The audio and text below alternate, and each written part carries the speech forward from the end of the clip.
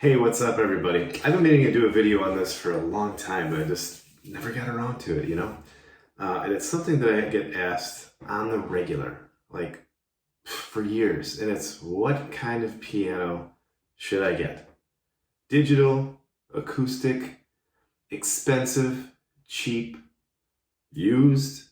Uh, and the short answer is it's a lot like a car. All right, now if you want to go out and find yourself $1 million piano, like $1 million car, you can easily do it. Is it going to make you a better driver, better pianist when you're learning versus learning on a used piano or a used car? I don't think so. Things you want to consider with the piano that I find important. Full 88 keys is probably pretty important. It's not totally, you can get away with 76 when you're learning, but 88 would be great. But the big thing is hammer weight. You want a hammer weighted keyboard, hammer weighted action. And that just means it has weight. When you go up to the higher registers, it's lighter. To the bottom, it's lower, and it's basically because of the hammer size. And so digitals with hammer weighted actions can mimic that pretty well these days. They're pretty good. Matter of fact, my main piano that I work on if I'm going to do something like serious classical wise, it's a digital, and it's hammer weighted.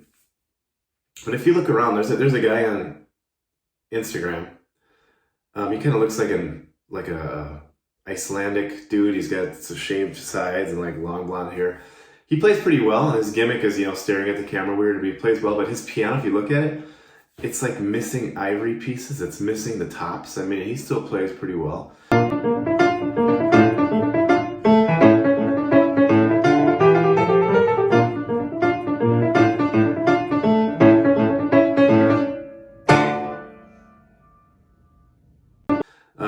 My college roommate, he said his teacher, who was a guy who practiced religiously, he had a grand piano, but he said it was beat up terrible. But he would not practice on anything else. He just wanted to use that piano for practice because that's what it was.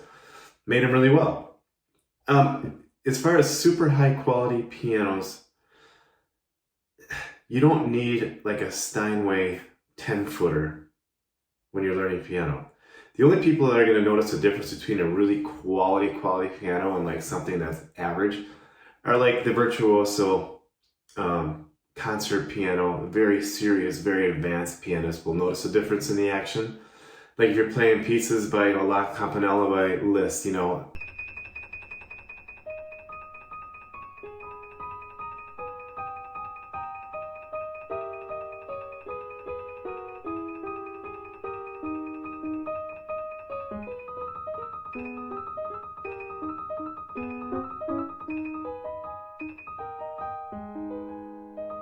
yeah, you're going to need a good action for that. But the stuff that a beginner is going to need, even beginner to intermediate to even advanced, you don't need this super exquisite action of a piano that's mega responsive. You're not going to notice a difference between that $100,000 piano and one that's like $1,000, really. And I recommend when you're learning, actually these days, I would get a digital. A good digital that has headphone out. Therefore, you can practice and make all these mistakes and you won't drive your family nuts. I mean, growing up, my parents would have loved that. I mentioned before, we had a grand piano. It had a cracked soundboard. It was kind of beat up, but it was still cool. Didn't hold the tune very well because of that cracked soundboard, but I still played on it every day. And that's all I needed. I just had it there. But they heard all the mistakes and they heard me like doing repeated exercises, and so they're very patient with it. But the great thing about today is, you got digital, you can put your headphones on and you can go to town. You don't got to bother anybody until you're ready to perform and just unplug it, and then you got the ambient sound.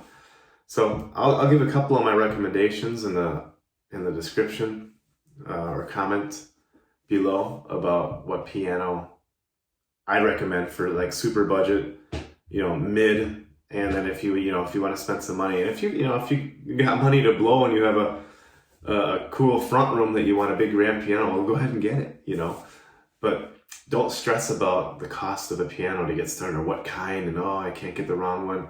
Hammer weighted, full 88, off you go. See you next time.